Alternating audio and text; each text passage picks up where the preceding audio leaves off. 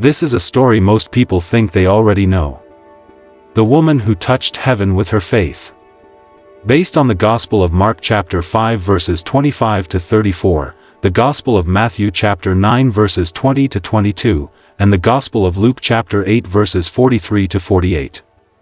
For 12 years, no one was allowed to touch her. Not her friends. Not her family. Not even a stranger passing by in the street.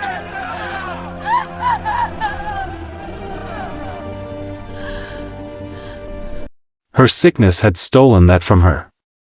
And yet one day, in the middle of a crowd pressing around a man named Jesus Christ, she stretched out her hand, touched the edge of his garment.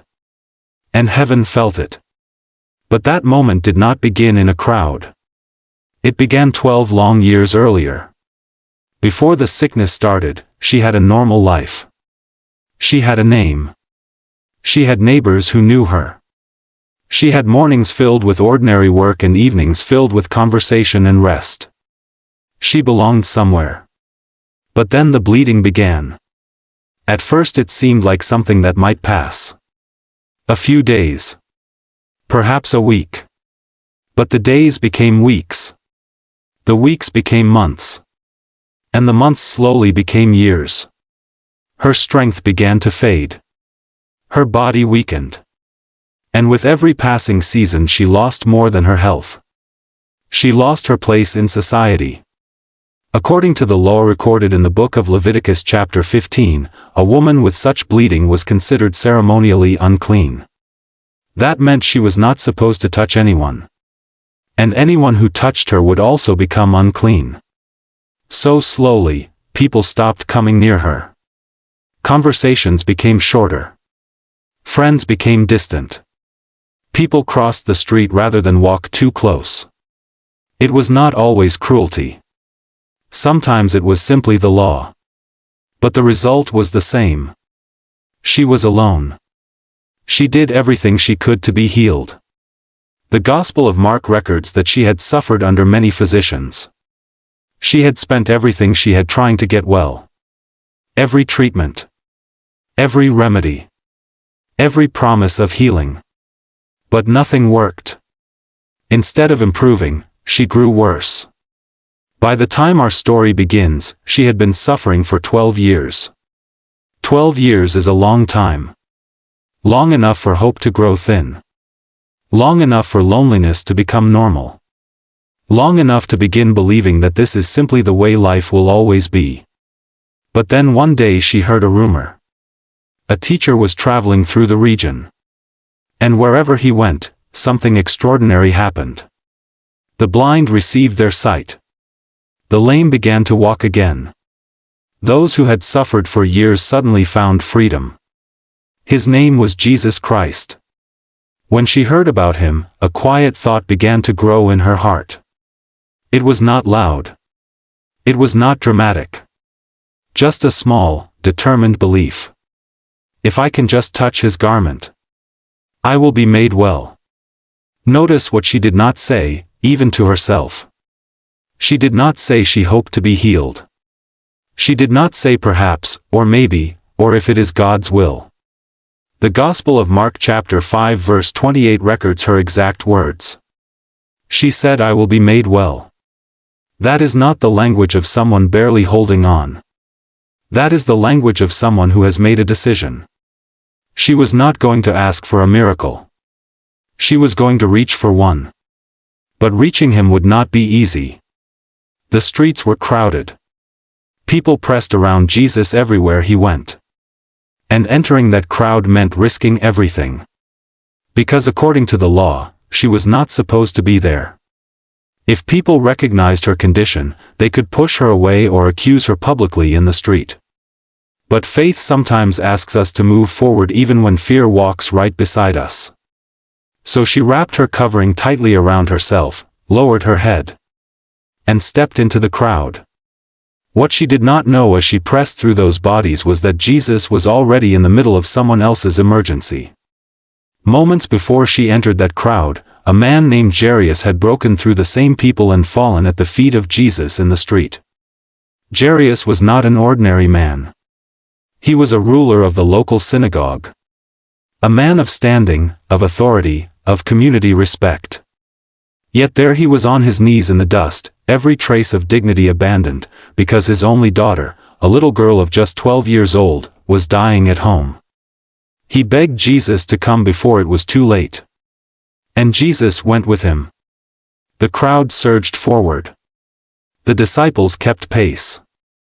There was urgency in the air, the desperate urgency of a father running out of time. But Jesus himself walked as he always walked. Unhurried. Unshaken. Completely at peace. This matters deeply. Jesus was not rushing. The urgency in that street belonged to Jairus, not to Jesus. The Son of God never hurried past the suffering person in front of him to reach the important appointment waiting ahead. He was fully present in every single step. Which means that when this woman finally reached him, she was not interrupting a man racing against time. She was reaching a man who was never in a hurry. Because perfect love is never too busy for the one who is hurting right now. Step by step she pushed forward through the crowd. People brushed past her shoulders. Voices filled the street.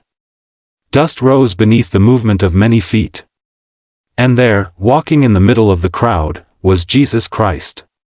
Close enough to reach. Her heart pounded. This was her moment. Not to speak to him. Not to stand before him. Just to touch the edge of his robe. She stretched out her trembling hand.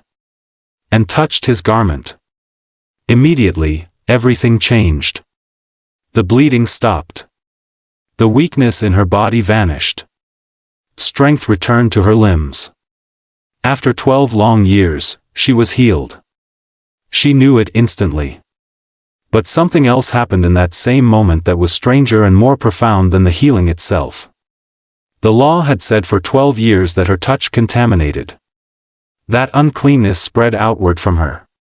That whoever she touched became unclean. But when she touched Jesus, the opposite happened. His wholeness spread to her. Not her uncleanness to him. His healing to her. In one silent moment at the hem of his garment, 12 years of the law's verdict was overturned. Not because the law was wrong, but because something greater than the law had arrived. Grace does not contaminate. Grace restores. And in that single exchange, at the fringe of a robe in a crowded street, the entire logic of what it meant to be unclean was quietly and permanently dismantled. But something else happened at the same moment. Jesus stopped walking. The crowd continued moving around him, confused. Then he turned and asked a question. Who touched me? His disciples were surprised. People were pressing against him from every side. Master, they said, everyone is touching you. But Jesus shook his head. Someone touched me, because I felt power go out from me. In a crowd of hundreds, with people pressing against him from every direction, he had felt one specific, deliberate, trembling touch of faith. Not the casual contact of bodies in a moving crowd. The reach of a person who had decided this moment was the only moment she had left. That reach had moved something in him. He felt it. And he stopped. Not because he did not know who it was. He already knew that he stopped because the person who had received that power deserved to be seen. Because what was about to happen was not only a private healing. It was a public restoration. And for a woman who had spent 12 years being made invisible by her community, being seen by #Jesus in front of that same community was not a small thing. It was the other half of what she needed. The woman realized she could not remain hidden. Trembling, she stepped forward and fell at his feet. Before the entire crowd she told the truth. 12 years of suffering. 12 years of rejection. And the moment she touched his garment, she was healed. The crowd grew silent. And Jesus looked at her. Not with anger. Not with accusation. But with a compassion she had not seen on any face in 12 years. Then he spoke a word she had not heard in years. Daughter. In the culture of that time, a Jewish teacher would not publicly address an unclean woman. The law created formal distance between people. Religion built walls and called those walls holiness. A man of standing would not stop, would not turn, would not call out across a crowd to acknowledge someone the law had placed on the outside. Jesus used the most intimate family word in the language. Daughter. Not patient. Not woman. Not you there. Daughter. The word a father uses for someone who belongs to him completely. The word that carries inheritance and identity and belonging all at once. In front of the very crowd that had watched her disappear for 12 years, Jesus placed her inside his own family. For 12 years the world had written one word over her life. Unclean. In one word, Jesus replaced it. Then he continued. Daughter, your faith has made you well. Go in peace and be healed of your suffering. The word he used in the original language of the New Testament was the word sozo. It is the same word used throughout Scripture for salvation itself. It does not simply mean cured. It means saved, delivered, restored, made entirely and completely whole. She did not just leave healed. She left whole. There is a difference between healed and whole. Healed means the sickness is gone. Whole means everything the sickness ever took from you has been given back. Her body was restored. Her dignity was restored. Her identity was restored. Her place in the community was restored. Everything the 12 years had stolen was returned in a single moment. She had come hoping only for healing.